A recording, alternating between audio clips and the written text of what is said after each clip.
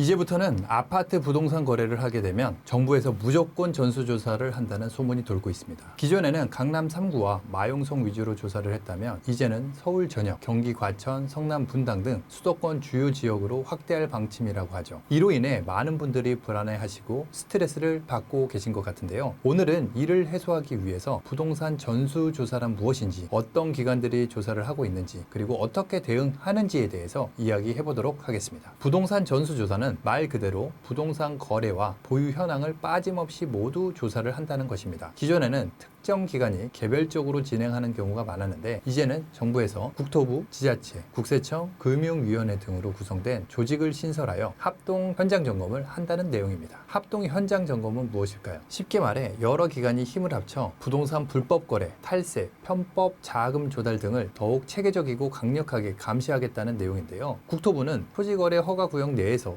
제대로 실거주를 하고 있는지를 확인하고, 지자체는 불법 거래나 규정 위반 사항이 없는지를 확인합니다. 국세청은 세금을 제대로 냈는지, 자녀에게 편법으로 증여하지는 않았는지, 해외에서 불법 자금을 가져온 건 아닌지를 조사하게 됩니다. 그리고 금융위원회는 집을 살 때 사업자 대출을 썼는지, 불법 대출을 받지 않았는지 등 대출 규정 위반 사항을 확인합니다. 자, 그렇다면 아파트만 사면 무조건 전수조사 대상이 될까요? 당연히 아니겠죠. 전수조사 대상 선정 기준에서 가장 중요한 포인트는 바로 자기자금 비율입니다. 자기자금이란 무엇일까요? 말 그대로 은행 대출이나 가족 지인에게 빌린 돈이 아닌 내 돈을 의미합니다. 어떤 사람이 아파트를 구매했는데 자기자금 비율이 낮고 대부분이 은행 대출이라면 당연히 의심이 되겠죠. 그러면 당연히 혹시 부모님이 몰래 돈을 줬나? 차명 거래는 아닌가라는 의심이 들 수밖에 없고 조사 대상으로 선정되게 됩니다. 하지만 자기자금 비율이 낮다고 해서 무조건 전수조사 대상으로 선정되는 것은 아닙니다. 단순히 대출이 많다고 해서 조사 대상이 되는 것도 아니고 그 대출을 갚을 능력이 있는지 없는지가 핵심이겠죠. 예를 들어 소득이 별로 없는 20대 사회초년생이 고가 아파트를 사거나 8억짜리 아파트를 사면서 5억 대출을 받았는데 소득이 거의 없는 경우 누가 봐도 의심스럽기 때문에 조사 대상으로 선정될 확률이 큽니다. 하지만 100억 건물을 사면서 80억 대출 받은 사람이 실제 연소득이 많은 경우는 어떨까요? 이 경우에는 대출을 갚을 능력이 충분하다고 판단하게 되면 조사 대상에서 제외될 수도 있겠죠. 그럼 이제 어떻게 대응하는지에 대해서도 알아볼까요? 전수조사 대상이 되고 문제가 될 만한 사항이 발견되면 한국부동산원이라는 기관에서 소명 요청이 들어옵니다. 쉽게 말해 집을 어떻게 산 건지 해명하라는 것이죠. 이때 중요한 것은 서류 제출 방법과 소명 작성 요령입니다. 첫 번째, 금융거래 내역을 제출할 때는 반드시 PDF 파일이나 캡처 파일로 제공해야 합니다. 엑셀 파일을 제출하면 조작 가능성이 있어서 재요청이 들어올 확률이 매우 높죠. 두 번째는 소명서의 종류에 따라 명확하고 정확하게 기입을 해야 됩니다. 소명서에는 크게 두 가지가 있습니다. 계약금, 중도금, 잔금은 언제인지, 어떻게 빠져나갔는지, 다시 말해 출금 내역을 소명하는 부동산 거래 신고 소명서가 있고 그 돈이 어디서 들어왔는지를 소명하는 자금 조달 관련 소명서가 있습니다. 쉽게 말해 돈이 어디서 나오고 어디서 들어갔는지 명확하게 기입하면 된다는 뜻이죠. 세 번째, 공인중개사가 없는 거래는 웬만하면 피하는 것이 안전합니다. 중개사 없이 직거래를 하면 소명 요청이 들어올 확률이 매우 높고, 중개사가 있더라도 거래 지역과 먼 중개사를 통해서 계약을 진행했다면 의심을 받을 수도 있습니다. 중개수수료 영수증, 중개대상물 설명 확인서 등의 제출은 필수입니다. 오늘은 부동산 전수조사와 관련된 소문에 대한 이야기를 해보았는데요. 사실 생각보다 크게 달라진 것은 없습니다. 만약 소명 안내문이 오더라도 당황하시지 마시고 말씀드린 대로 침착하게 대응한다면 문제될 일은 없을 것입니다.